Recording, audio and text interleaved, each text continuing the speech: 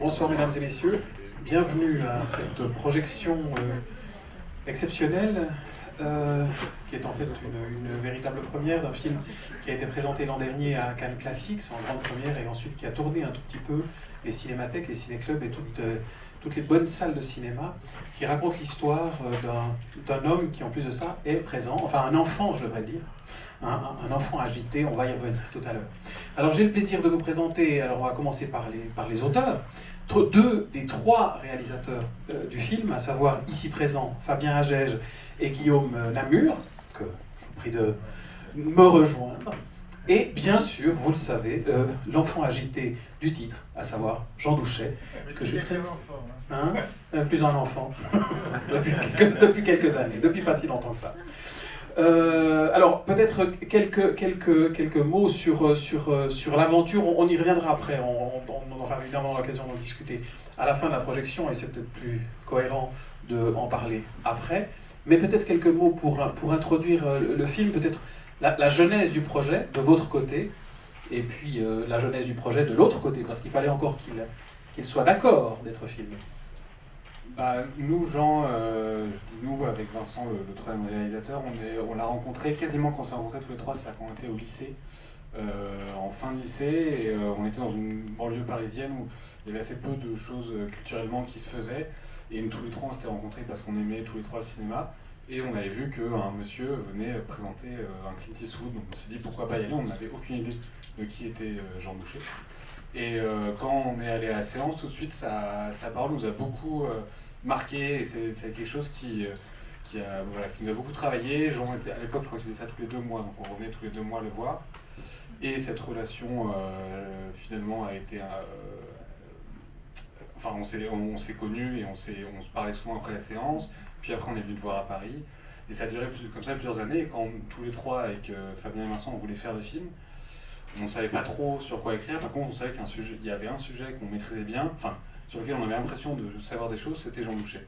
Et on s'était toujours dit, ça serait super de faire un film sur quelqu'un comme Jean Douchet, aussi parce que c'est quelqu'un qui a beaucoup de mystère. C'est-à-dire que je me souviens qu'à l'époque, on était très jeunes, on avait 22 ans, on a mis 4 ans à faire le film. Notre dossier commençait par cette phrase très très originale qui était « Qui est Jean Douchet ?» Depuis, en 4 ans, on a un peu affiné cette question, mais je pense que c'était... profondément, on se posait toujours la question, c'était un homme qu'on admirait beaucoup, que nous, voilà, on était des adolescents, on arrivait dans la vraie vie, disons, du travail, etc., et on voyait cet homme, à l'époque, t'étais déjà un peu plus jeune, mais t'avais déjà plus de 80 ans, et qui avait l'air d'avoir vécu une vie si belle, et de la vivre encore si bien, et sans qu'on comprenne vraiment comment il gagnait sa vie, qu'est-ce qu'il faisait vraiment de sa vie. Et du coup, je pense que ce questionnement-là nous a dicté et guidé pendant ces 4 ans de tournage qu'on être parfois dur et bon. Jean ? Ah bon ? Oui, mais quand même, ta réception à toi, enfin, on va pas, voilà. Bon, alors donc en effet, il vient déjà de bien énoncer le début. Bon alors, en effet, on a vraiment... on s'est répondu quoi, sur l'amour du cinéma et par l'amour du cinéma. Et donc ils m'ont demandé de faire un film avec moi, sur moi, etc. Donc, comme je dis, j'étais un objet dont ils ont fait un sujet. Voilà. Et j'avoue que moi, je les ai laissés entièrement faire. Je n'ai en aucun cas voulu intervenir. Donc, j'ai vu le film terminé à Cannes avec tout le monde. Ensemble, c'est là. Voilà. Je le voyais pour la première fois. Et j'avoue que je suis très content de leur film. Ils ont fait un film qui a pour moi un avantage, c'est faire un film sur quelqu'un, bon d'accord, qui est très sympathique, mais en général c'est ennuyeux. Eux, c'est pas ennuyeux, enfin vous allez voir, vous allez le dire tout à l'heure, mais c'est plutôt bien. Voilà. Donc je suis content que le film fonctionne, il circule, la preuve. Nous étions hier à Genève, aujourd'hui ici, bon demain je rentre, bref, aucune importance. Bref, en tous les cas, on va en discuter après, vous aurez toutes les questions que vous voulez, que vous pouvez poser, on vous répondra, ou peut-être même quelquefois on ne vous répondra pas, bon, enfin on verra bien. Et donc, je vous souhaite tout simplement une séance, c'est pas trop long, hein, il y a 1h25, c'est un film normal, vous savez en moins, donc c'est bien. Et en effet, on pourra en reparler après. Donc, bon voyage à la découverte de Jean Douchet. Merci à vous, merci d'être là et à tout à l'heure.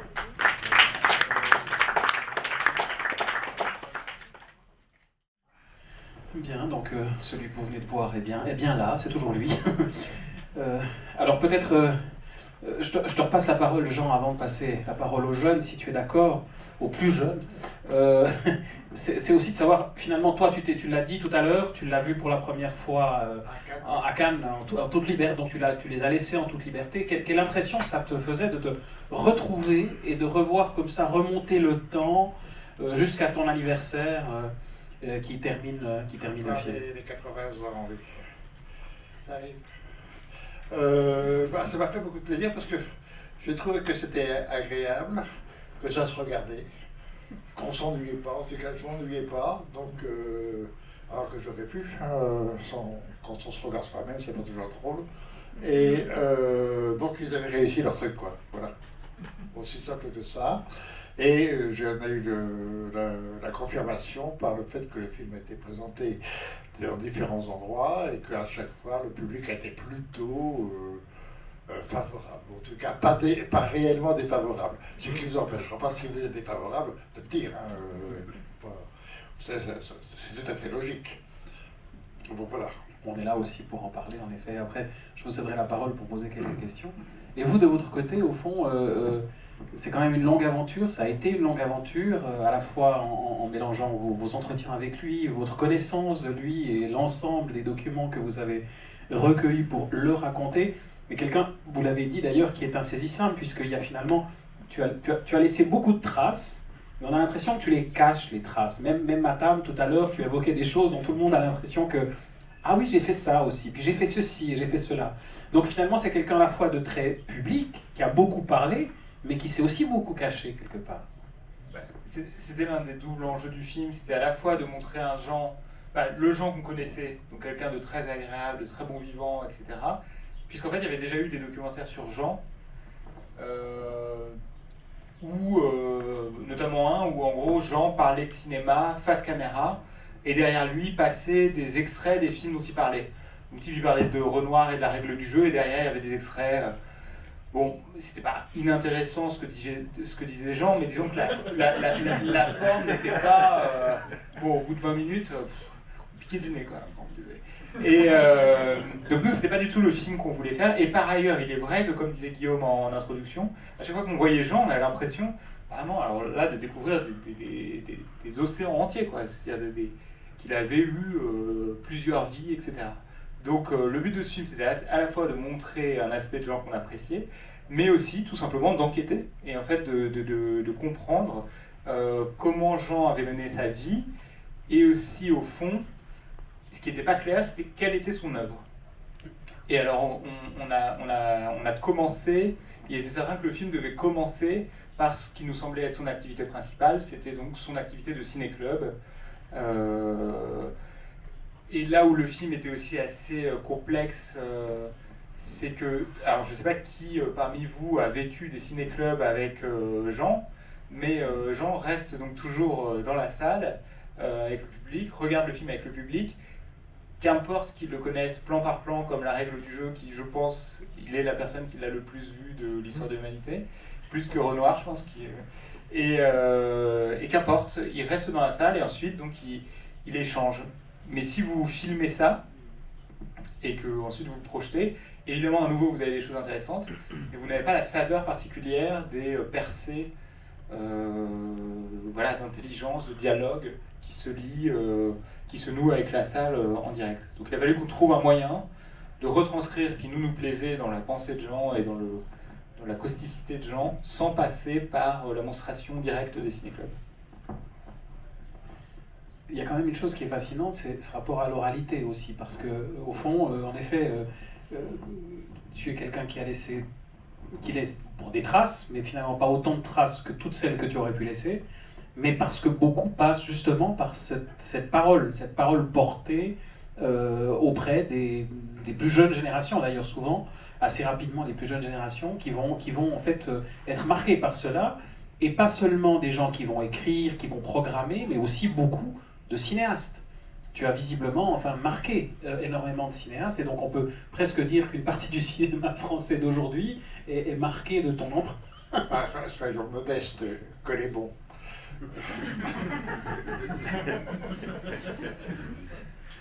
Oui, non, mais bien sûr. Non, mais, l'oralité, c'était, comme dans la vie d'ailleurs, il y a toujours des problèmes de circonstances. J'étais au cahier, donc j'écrivais forcément au cahier. J'avais l'art aussi, art spectacle à l'époque, donc j'ai des critiques officielles donc, qui écrivaient. Et au fond, lorsque je suis parti des cahiers, il m'a fallu continuer à vivre. Et là, j'ai rencontré quelqu'un qui s'appelait Jacques Robert, qui dirigeait les ciné-clubs en France.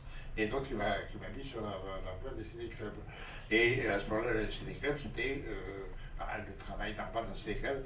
Il y avait la projection du film, et ensuite la discussion de ce film. Et donc, à ce moment-là, l'oralité est devenue importante pour moi. Et en effet, j'ai beaucoup travaillé par l'oral. Et donc, mon travail a été plus peut-être dominé par l'oralité que par l'écriture. Je me suis dit que j'ai quand même écrit un peu même après. Mais j'en suis très content. Et ça, je ne savais pas. J'ai découvert que j'étais fait pour ça. J'avais à côté Jean Savoir, un côté professoral. Bon, je suis un petit professeur, quoi, voilà. Il en faut aussi. Le professorat, ça peut être perçu d'un mauvais point de vue. Je veux dire, on peut le voir aussi Ah oui, négativement. bien sûr. Donc il y a des professeurs qui passent, qui transmettent, et d'autres qui ne transmettent pas. Il y en a beaucoup d'ailleurs qui ne transmettent pas. Trop. Bon, c'est vrai d'ailleurs, mais c'est vrai. C'est là où on se rend compte que l'oralité c'est fabuleux lorsque on sait la mener, l'oralité. C'est pas. Moi je suis, disons-le en deux mots, je suis contre le savoir, mais je suis pour la connaissance, sachant évidemment qu'il faut du savoir pour connaître, c'est obligatoire. Mais le savoir, c'est ce que je déteste, c'est monsieur ou madame, je sais. Voilà, je sais, je vous dis ça, je sais. Je sais, ça n'a aucun intérêt, parce que moi, ce qui m'intéresse, c'est au fond la façon même dont chacun d'entre nous envisageons le rapport à la connaissance et le rapport au savoir pour la même occasion. C'est-à-dire, regardez les enfants qui commencent par la connaissance, par le mot même de la connaissance, c'est pourquoi. Et le savoir, c'est comment. Comment ça fonctionne. Comment. Et donc le comment, c'est je sais comment ça fonctionne, et à ce moment-là, je suis propriétaire quand j'ai tous les comment et la réponse à tous les comment, je suis propriétaire. La connaissance, vous n'êtes pas propriétaire. La connaissance, c'est vous savez tout, d'accord, mais à ce moment-là, pourquoi? Et quand vous avez commencé pourquoi, ça redevient intéressant. Et de cette façon, l'oralité permet de réinstaurer le pourquoi et non pas le comment. Et je trouve que les critiques qui disent comment, et en plus la plupart du temps ils ne savent pas le comment d'ailleurs, ils inventent du comment, mais ils commentent très mal par la même occasion. Voilà. Bon, là je joue sur la langue française, mais c'est amusant de jouer aussi avec la langue française.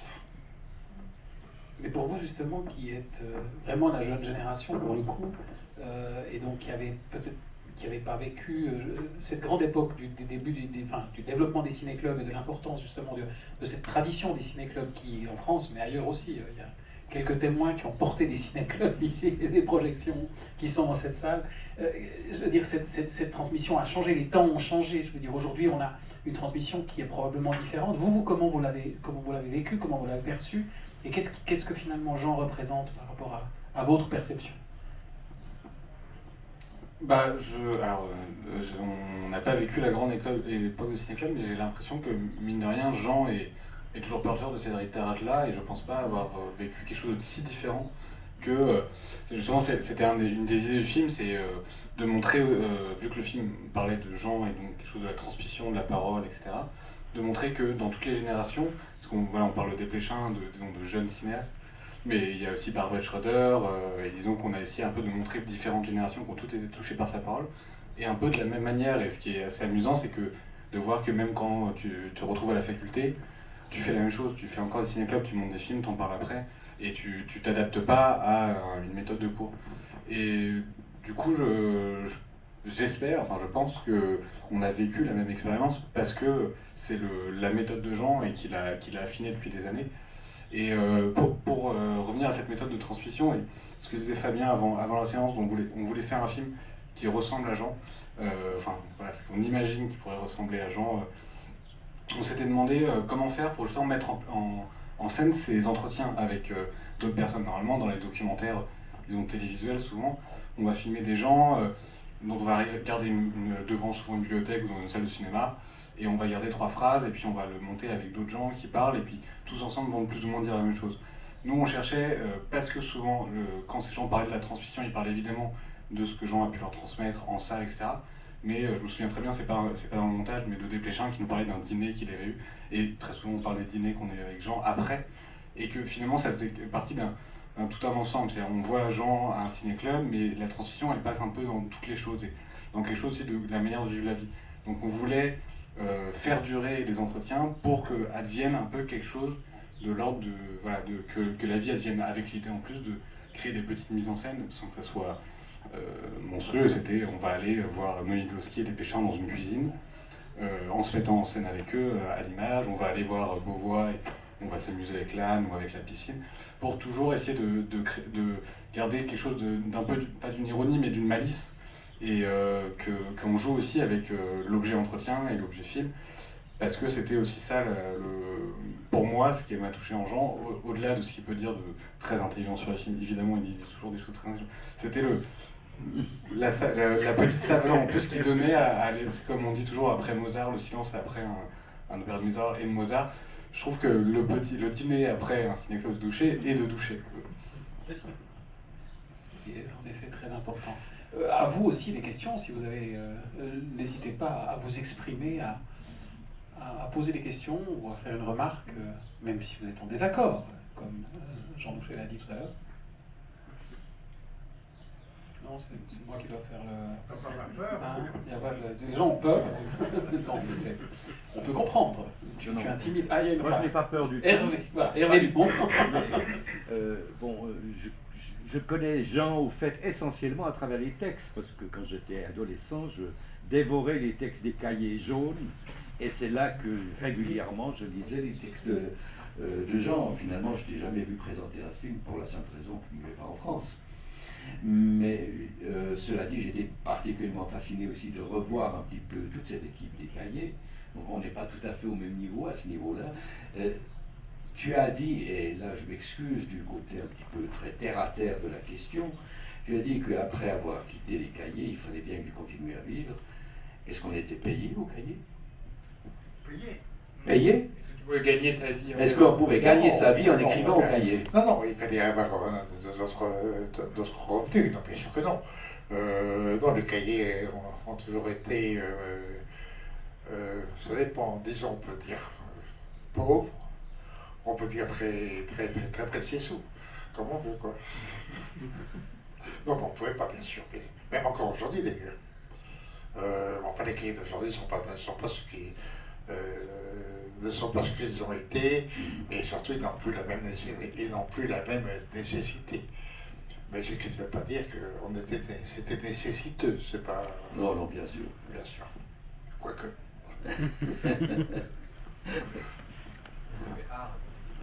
Oui, il y avait Art aussi qui lui était... Enfin, là, Art, en fait, on est tous passés par Art. Truffaut, Godard, Romer, etc. Et moi et Tomarky et tout le reste, on est passés par là parce que on va en payer. Voilà. Ça a l'air stupide ce que je dis. Et curieusement, l'argent, malgré tout, ça joue. Ah bah oui, si tu aimes manger, il faut quand même... Ben voilà. Et bien manger surtout. Bon, alors pour fait, c'était pas grave, par exemple. Moi j'avais une question sur cette dimension sur le cinéma, sur ton cinéma, parce que quand on regarde ta filmographie, tu as une double filmographie, une filmographie de cinéaste, qui en effet recèle encore visiblement, parce qu'on en parlait à table, un certain nombre de secrets, et j'aimerais que tu en parles un tout petit peu, parce que quand même si tu dis que tu sentais pas forcément, enfin peut-être un peu un dilettante, sans avoir l'envie d'aller jusqu'au bout et en laissant les autres finalement faire des films, ça c'était la première question par rapport au cinéma. Et puis de l'autre côté, cette présence finalement toujours marquante dans le cinéma des autres, de Eustache au cinéaste d'aujourd'hui, finalement on te croise régulièrement comme une figure tutélaire ou un ami ou quelqu'un qui passe au fond dans le cinéma, et au fond tu as presque une carrière d'acteur. En même temps, c'est vrai. Doublement d'acteur, ou bien je suis carrément sur l'écran. Enfin, bon, ce que je fais sur l'écran n'est pas indispensable, mais je fais ce qu'on appelle de la figuration plus ou moins intelligente, selon. Non, c'est vrai. Mais ce qui au fond m'intéressait, c'était d'avoir une parole, ou en tout cas une écriture aussi, puisqu'on parle aussi d'écrire des écrits, où ce qui m'intéressait, c'était au fond le cinéma. Et ça, c'était une réponse que j'ai faite à Godard, parce que Jean-Luc m'avait demandé un jour, mais pourquoi t'as pas fait, t'es pas passé à l'écran, à la mise en scène? Même si j'en ai fait un tout petit peu, c'est vrai, mais pour une raison que je lui ai répondu de façon très simple, parce que j'admire trop le cinéma, et je sais que je n'aurais pas été à la hauteur de la façon dont j'admire le cinéma. Et il y a tellement d'autres gens qui sont allés faire des films, alors qu'ils aimaient le cinéma, et ils auraient mieux fait de ne pas le faire. Alors, je dirais pas de nom, évidemment. mais un art, c'est immense, un art. Et l'art du cinéma est fabuleux. Si on n'est pas apte à être à ce niveau-là, non, n'y allons pas. Alors on peut se promener dedans, on peut en revanche révéler des choses intéressantes de cet art, on peut en dire pourquoi un tel est en effet un grand artiste dans le cinéma, puisqu'on parle de cinéma, mais un artiste mérite sa place, où il l'a ou il ne l'a pas. Et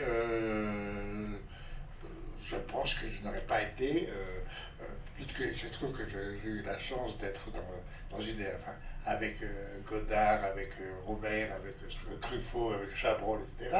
Donc c'est quand même pas mal d'être dans ce groupe-là. Mais bon, il faut savoir, si c'est pour être Tartampion, c'est pas la peine. Hein. Tartampion, laissons-les aux autres. Il y en a beaucoup de Tartampion d'ailleurs. Mais ce qui en tout cas, nous, on avait eu cette idée, notre idée première, c'était de terminer le film avec tous les petits rôles qu'a eu Jean au cinéma. Avec cette idée qui nous plaisait beaucoup de... peut-être vous ne le connaissez pas, mais en fait il a toujours été là. Et vous l'avez vu sans le voir. Ce qui est un peu ce que Jean dit quand il révèle vraiment un film, alors qu'on était sûr de l'avoir bien vu, c'est vous l'aviez regardé sans le regarder en fait. Et du coup vous voulez faire ça, et puis évidemment pour des raisons de droit c'est absolument impossible. Puisque Jean, voilà, par exemple, a joué, est apparu dans les 400 coups, dans Un bout de souffle, dans La maman et la putain. Mais en tout cas, on a eu une autre idée, c'est qu'on s'est dit, comme c'est vrai que c'est une activité un peu de gens parallèles, on va chercher un tournage où on pourrait le placer, et puis on va aller le filmer sur un tournage. Donc à l'époque, on s'est renseigné, et on s'est dit qui pourrait tourner prochainement. Xavier Beauvois, non. Arnaud Desplechin, non. Il venait tout juste de finir un film. Donc on a dit à Jean, tu ne veux pas demander à Saïd Ben Saïd, donc le producteur qui est dans le film, s'il ne va pas produire un film dans lequel tu pourrais apparaître. Et puis, plus de nouvelles. Et un jour, Jean m'appelle et me dit, devine ce que j'ai fait hier, j'ai joué dans le film de Paul Verhoeven. Il était très content d'avoir joué dans le film de Paul Verhoeven, mais il a complètement oublié de nous prévenir. Ce qui fait que dans le dernier film de Paul Verhoeven, il y a une scène où Isabelle Huppert est donc directrice c'est une sorte de pôle de créateurs de jeux vidéo. Il y a une fête pour fêter la sortie d'un jeu vidéo extrêmement en plus gore et sexuel. Et à cette fête, évidemment, il y a Jean Douché. Qu'on aperçoit à peine. Oui, quand même, on te voit. Mais en revanche, j'ai mon nom au générique. Alors que on m'entrevoit 3 secondes. Donc voilà, et donc il a rajouté une pierre au grand cinéaste avec qui il a, du moins les bons films dans lesquels il est apparu, quoi. Et d'autres questions, quoi.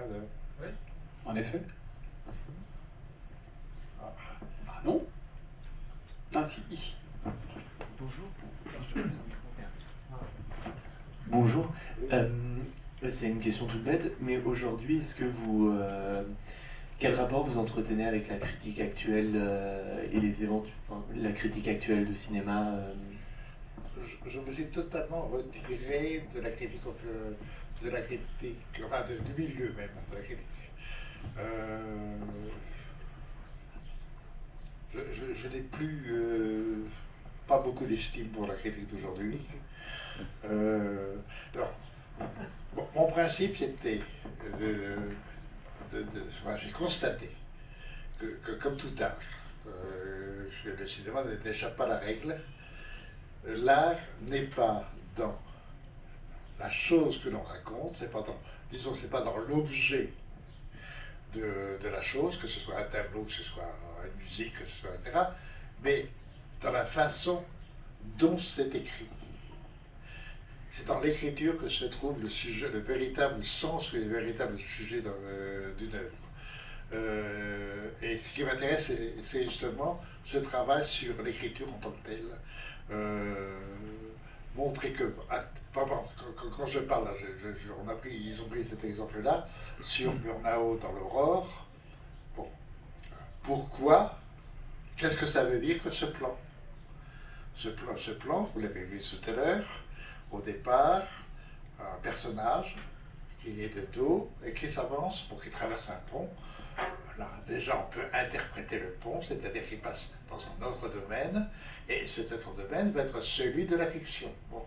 Donc, la caméra suit ce personnage. Donc, en d'autres termes, nous, spectateurs, nous sommes derrière la caméra, en train de suivre ce personnage. Ce personnage avance, donc, cinématographiquement parlant, sur les lignes, il y a horizontal et perpendiculaire. Comme ici, vous avez horizontal d'abord la cabine de projection, vous avez horizontal l'écran et le faisceau lumineux qui est la perpendiculaire qui relie l'un à l'autre et qui permet la projection. Et donc la projection, en même temps, est faite aussi par le spectateur qui lui aussi, dans le même temps, projette ce qu'il veut voir sur l'écran. C'est ce que nous dit Murnau. Donc nous suivons la caméra et nous avançons. Et nous suivons la caméra, non pas la caméra en tant que telle, mais le personnage qui est devant la caméra qui s'avance. Et dans ce coup, ce personnage quitte ce côté perpendiculaire pour passer sur la droite, s'éloigner et revenir. En d'autres termes, au fond, ce personnage, c'est notre projection, et nous lui laissons la liberté pour en effet aller explorer les choses qu'au fond nous guettons et que nous espérons. Donc le personnage est parti, et au fond il n'a rien à foutre de l'autre côté, et il revient vers nous, et d'un seul coup il reprend la place devant la caméra, mais à ce moment-là, on ne le voit plus. Donc à ce moment-là, la caméra avance toute seule. Et donc elle devient le mouvement objectif qui était le départ, est devenu un mouvement subjectif. Et donc devient notre subjectivité. Et à ce moment-là, qu'est-ce que nous voulons voir au cinéma? Nous sommes, c'est ce que nous montre admirablement Murnau. On peut dire que la première partie, ça sera du Fritz Lang, la deuxième partie, ça va devenir de Hitchcock. C'est-à-dire que maintenant, en effet, qu'est-ce que nous sommes venus voir au cinéma? Nous sommes venus voir au cinéma, nous sommes des voyeurs, et nous voulons voir les choses plus ou moins interdites, que dans la vie on ne peut pas se payer, et qui est évidemment l'amour, le sexe, etc. Donc à ce moment-là, la caméra continue à avancer, et on ouvre les feuillages, et à ce moment-là, le personnage que nous avions abandonné, que nous avions laissé sur la droite, qui est revenu prendre sa place, qui a disparu parce que nous l'avons remplacé, d'un seul coup arrive maintenant par la gauche, et en effet arrive pour venir voir et découvrir la chose qui nous intéresse, c'est-à-dire la femme de la nuit, donc la femme du péché, la femme du danger, et donc à ce moment-là, en effet, tout ce qui est réprimé, c'est-à-dire le désir de la sexualité. Voilà un plan tout simple, qui est entièrement, le sens profond n'est que dans la mise en scène. Il n'est pas dit, c'est pas extérieurement qu'on vous explique ça, c'est intérieurement qu'on vous l'explique.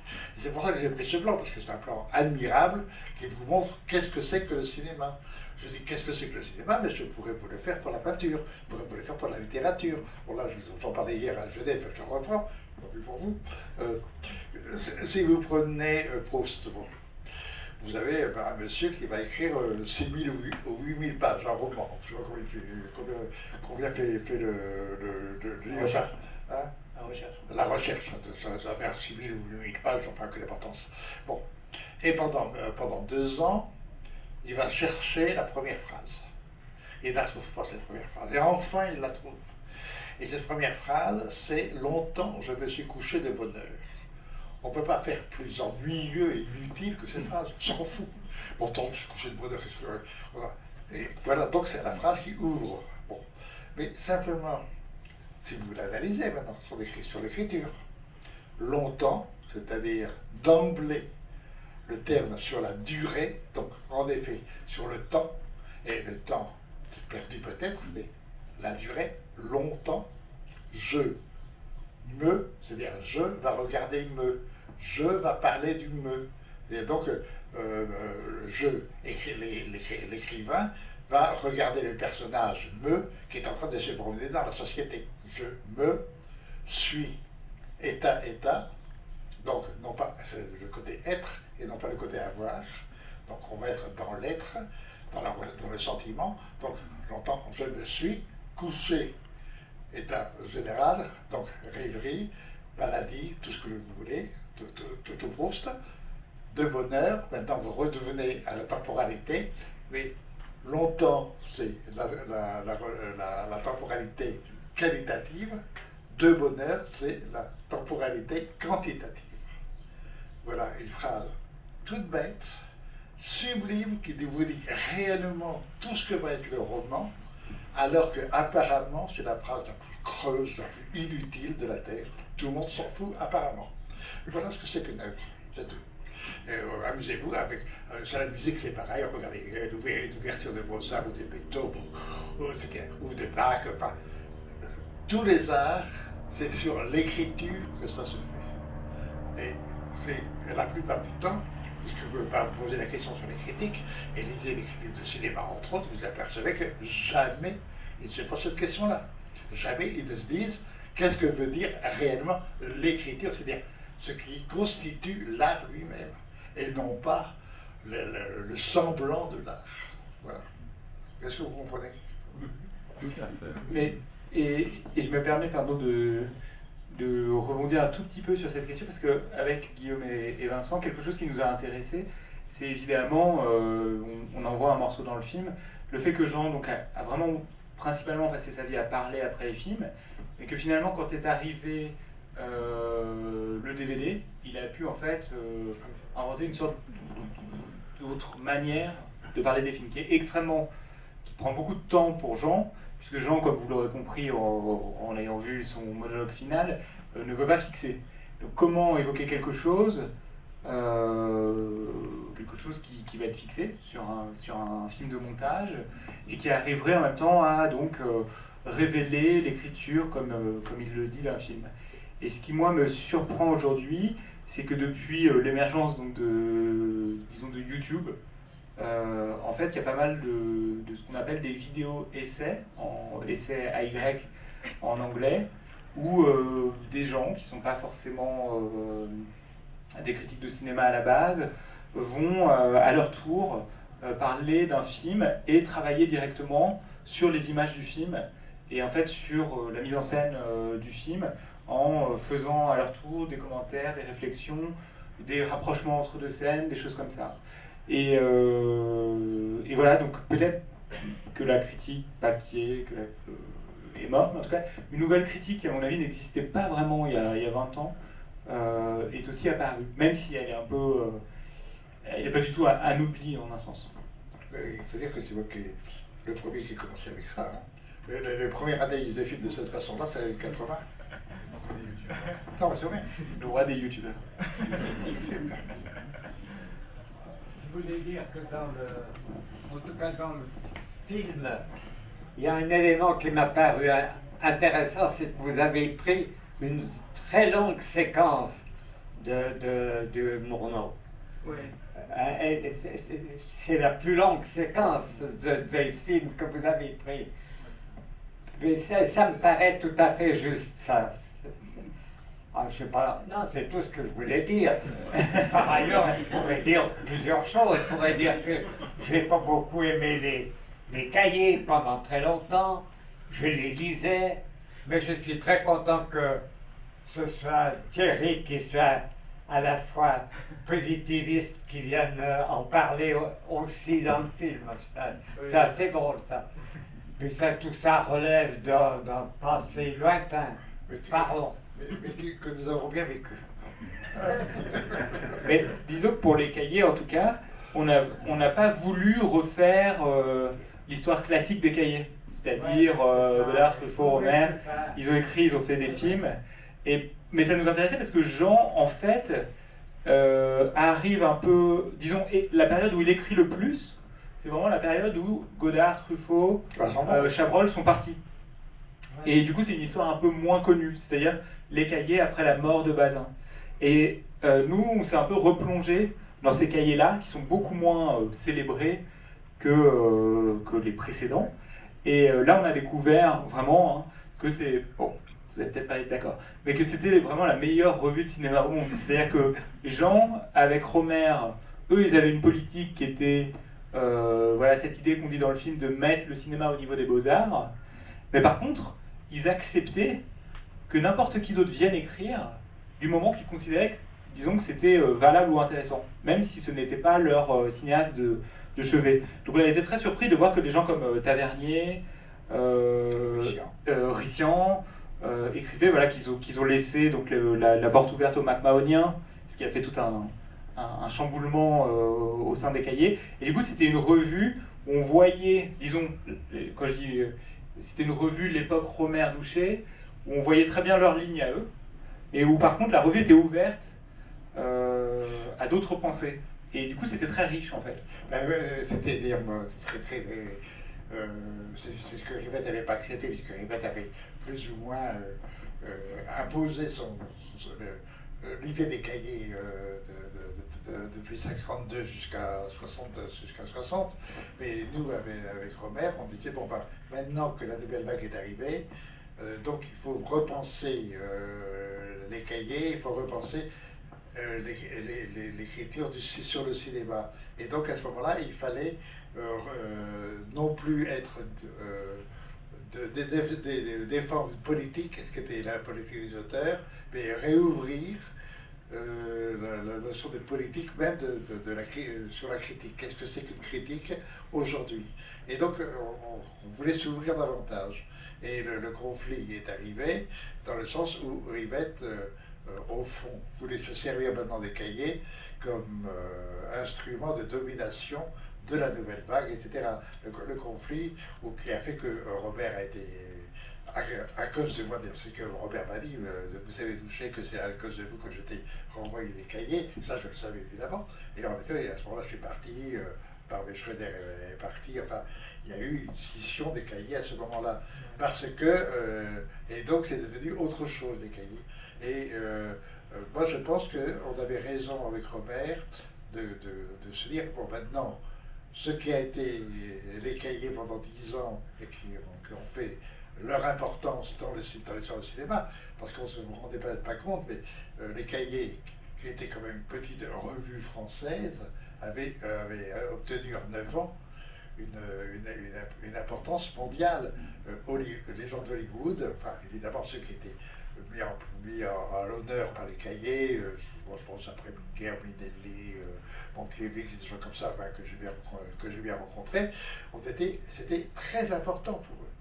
Alors qu'on pourrait croire qu'Hollywood se fiche des cahiers. En réalité, on avait une extrême importance, d'ailleurs positive aussi, par la même occasion d'ailleurs.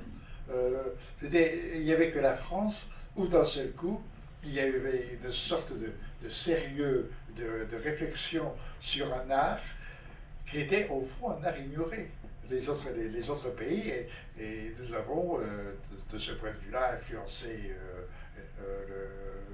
la critique américaine et la critique mondiale. Et les répercussions ont été générales, et au Japon et tout le reste. On ne se rend pas compte aujourd'hui à quel point les deux revues concurrentes, et heureusement en fin de compte elles ont été concurrentes, la preuve c'est qu'à la fin on s'est tous entendus très bien entre cahier et positif, mais il y a eu en France à ce moment-là une sorte d'obligation quand même de se dire le cinéma est un art, nous le défendons comme un art, donc si on le défend comme un art, il faut expliquer qu'est-ce que c'est que cet art. Et essayer de découvrir en quoi ça consiste l'art du cinéma. Et c'était pas si simple que ça à découvrir. Je veux bien dire, tu es d'accord? Tout à fait d'accord. Oui, personnellement, je voudrais juste dire un immense merci, parce que, encore une fois, c'est tes articles tout particulièrement qui m'ont ouvert les yeux. Je veux dire, mes dieux, ma jeunesse, c'était Nicolas Ray et Hitchcock. Et c'est à travers tout ce que tu as pu écrire, Mizoguchi aussi, que j'ai compris je crois avoir compris ce qu'est la mise en scène. Alors merci. Ah oui, c'est ça qui est important en fait. Et pour beaucoup d'entre vous, vous ne vous rendez pas compte à quel point le cinéma n'était pas considéré comme un art. Je prends un exemple, tout bêtement, puisqu'on parle de Hitchcock. 63, normalement, Hitchcock est déjà archi connu. Il vient de finir Vertigo, il vient de finir L'Indépendance, etc. Et il présente à Cannes Les oiseaux. Comment? Les oiseaux. Les oiseaux, voilà. Et les oiseaux, je me souviens de la conférence, le film ouvrait le festival, et le lendemain matin, il y avait la conférence de presse. Et donc, toute la presse était là, la presse mondiale évidemment, et ils n'avaient rien compris. Et Monsieur Hitchcock, les oiseaux, est-ce que c'est la bombe atomique, etc. Le pauvre Hitchcock était complètement atterré. Et voilà, il se trouve que j'ai levé la main, et à ce moment-là, j'ai commencé à donner ma lecture. Et Hitchcock ne voulait plus que ce soit que... Enfin, voulait que ce soit uniquement que moi qui parle. Que pose des questions. Et alors, après la séance, je l'ai rencontré, enfin, je connaissais un tout petit peu, mais pas très bien. Et on en a parlé, et à ce moment-là, il m'a dit, écoutez, monsieur Touché, est-ce que ça vous ferait plaisir de venir discuter avec moi, parce que là, je n'ai pas le temps. J'ai dit oui. Écoutez, oui, malheureusement, je vais repartir. Vous pouvez venir à Hollywood, et c'est comme ça qu'il m'a invité 3 jours à Hollywood, en première classe et tout. Enfin bon, à la Hitchcock, quoi. Enfin bon, et à la fin de l'entretien, pour ça, je rencontre ça comme ça, pour plaisir. À la fin de l'entretien, il dit bon, maintenant on arrête les micros. On a été 2 plus de traduction, puisque je parle admirablement l'anglais et vous parlez admirablement français, donc il fallait quand même un traducteur. Et à la fin, donc le micro s'en va, donc les mains sur le ventre, forcément. Mr. Touché, est-ce que vous croyez que je suis normal? Ça a commencé comme ça. Et alors, voilà, bon. Et ça a été tout à fait étonnant, mais on ne se rend pas compte à quel point même Hollywood avait besoin que d'un seul coup on les reconnaisse. Preminger pareil, Minelli pareil. Bon, j'ai pas rencontré John Ford, malheureusement. D'ailleurs, j'étais pas né en France, d'ailleurs, John Ford à l'époque. Mais qu'est-ce qu'il y avait aussi? J'avais vu encore, je sais plus. Wells, bien sûr, puisqu'il vivait à Paris, je l'avais rencontré. Mais très peu à l'époque, très peu de gens osaient aborder le cinéma d'un point de vue artistique. Donc c'était des comptes rendus de films sur le scénario. En fait, on racontait le scénario et on disait c'est bien, c'est pas bien. Mais on était bien d'accord. On ne racontait pas le film en fait. On ne parlait pas du film, de ce qu'était réellement un film. Et c'est vraiment qu'à partir des années 60 où on a eu conscience de ce que pouvait être l'art du cinéma. Alors que les cinéastes, eux, comme on s'est vu comprendre depuis le début, Mao, Griffith, etc., avaient déjà compris l'art du cinéma. C'est bien d'accord? Oh, tout à fait. C'est tout. Vous êtes d'accord aussi? Absolument. Et ce qui est drôle, pardon, je rebondis, mais pour parler de toi à nouveau, ce qui est drôle, c'est que les cinéastes, en effet, et toujours certains très contemporains, apprécient Jean parce qu'ils considèrent que Jean, en effet, se plonge dans leur imaginaire. Et donc, n'est pas là pour dire c'est un bon ou un mauvais film, mais pour développer sur comment fonctionne l'imaginaire du cinéaste, qu'est-ce qui résonne, qu'est-ce que ça veut dire, etc. Oui, enfin, pour être plus précis, je dis cela parce que tout simplement, c'est l'art. Vous avez deux modes de connaissance, en fait. Dans le temps, il y avait la religion, bien sûr, qui était la connaissance qui était imposée. Mais ensuite, il y a eu deux modes de connaissance qui est toujours qui est valable encore aujourd'hui. C'est d'une part la connaissance scientifique, qui est on regarde de l'extérieur l'objet et on va le décortiquer pour entrer de plus en plus à l'intérieur, comment ça fonctionne, comment on fait, etc. Ça, c'est la connaissance scientifique. Et vous avez l'autre connaissance, qui est la connaissance artistique, qui est la connaissance de l'intériorité, de ce que l'on ressent et de comment ça fonctionne, les sensations, le sentiment, la sensibilité. Et en effet, ce mode-là de connaissance qui vient de l'intérieur pour aller vers l'extérieur. Et ce qui est passionnant dans la critique, c'est de révéler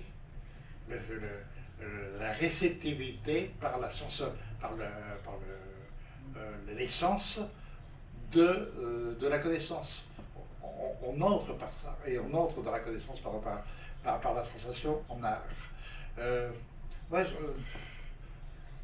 Ce qui me frappe, c'est se voir de plus en plus sur l'importance de la connaissance, c'est que regardez tout, finalement, l'être humain, il commence par un enfant. Et comment commence l'enfant? L'enfant commence par pourquoi?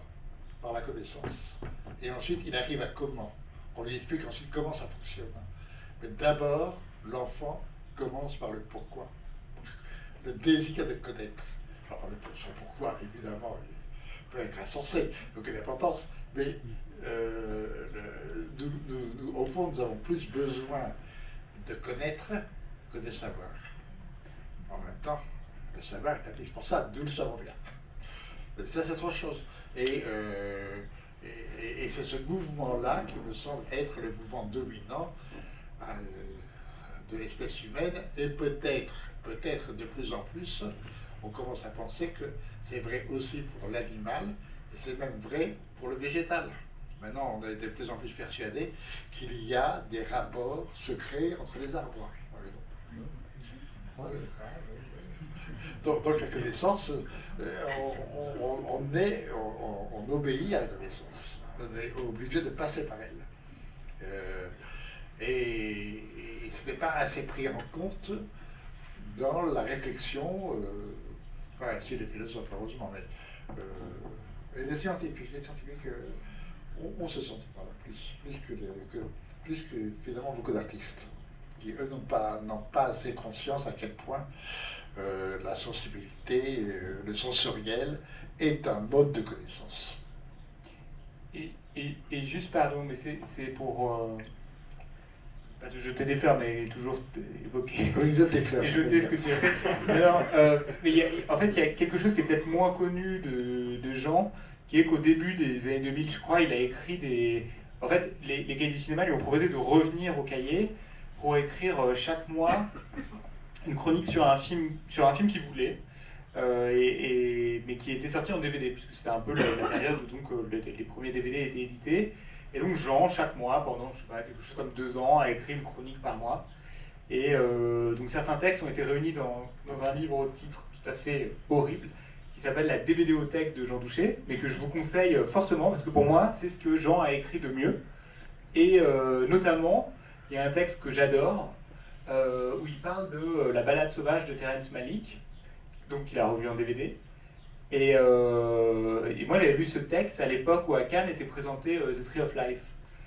Et là, Jean explique de manière extrêmement simple tout Malick, juste en prenant pour exemple le premier plan donc, de son premier film. Et il développe, et c'est extrêmement précis. Et moi ensuite je vois le film à Cannes, et là tout le monde dit oui, Malick, grand cinéaste religieux, etc. Et tout le monde dit n'importe quoi. Moi j'étais genre, mais vous avez jamais lu Douché? Enfin, pour moi c'était quelque chose qui était posé, comment le cinéma de Malick fonctionnait, parce que Jean l'avait très bien expliqué à partir du premier plan de son premier film. Ouais, bon. Vous avez compris, relire tout Douché, puis l'art d'aimer. Non, mais l'art d'aimer, au moins l'art d'aimer aussi, parce que quand même, c'est aussi l'expression de ce que tu viens de dire, à la fois l'art et l'art d'aimer. Pour moi, c'est quand même un des titres qui est le plus juste par rapport à tout ce que tu viens de dire, dans les ouvrages que tu as publiés au Canada. Et ne serait-ce que dire que sur la critique, on se rend compte que la critique, c'est pas fait pour détruire, la critique, c'est fait pour aimer. C'est fait pour admirer, sinon ça ne sert à rien la critique. Dire qu'une chose est mauvaise, bon, en général, la plupart du temps, quand on dit ça, on n'a jamais dit la vérité. C'est pas vrai. Une chose n'est pas forcément mauvaise, elle est simplement, elle manque son but, c'est-à-dire, elle manque de grandeur, c'est tout. La critique, c'est vraiment c'est fait pour l'amour, c'est pas fait pour la haine, quoi. Et la plupart du temps, beaucoup de critiques ne sont que des destructeurs, ou fonctionnent, jouent la gloire ou la reconnaissance qui sont des grands critiques à partir du moment où ils détruisent. Ça, c'est pas dans tous les arts, hein. C'est pas que dans le... Ça, entre parenthèses, Baudelaire, on parle très bien de ça, entre parenthèses. Fabien Agege, Guillaume Namur, Jean Douché, merci et aimons le cinéma. Merci aussi au public. Merci à vous, merci d'être venu. Merci.